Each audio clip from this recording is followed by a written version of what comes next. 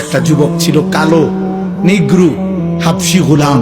পরে তারা বুকে পাথর চাপা দিয়া রাখত, পরে তারা কষ্ট দিত। সন্ধ্যা হইলে গলায় রশি লাগায়া মক্কার গলিতে গলিতে পাথুরে জমিনের মধ্যে হাঁটাইতো, টানাইতো, হেঁচড়াইতো। ওরা তারে বলছিল, কৃতদাস ও গোলাম, আমি আল্লাহ ওর ইমানের বরকতে পরে আমি একদিন কাবার ছাদের উপরে উঠায়া আজান দেওয়াইছি। মক্কা বিজয়ের দিন হযরতে বেলাল কাবা ঘরের ছাদে দাঁড়িয়ে আজান দিস।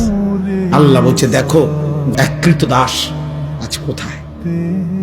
আর আল্লাহ বলছে, মনে পড়ে তোমাদের এই কাবার কাছে, কাবা ঘরের, আল্লাহর ঘর কাবার কাছে সর্বপ্রথম ঘর, কাবার প্রথম প্রতিবেশী আবু জেহেল। আবু জেহেলের আগে কাবা ঘরের সাথে আর কারো ঘর নেই, কারো ঘর ছিল না। আল্লাহ বলেন, এখানে ছিল আমি আল্লাহ।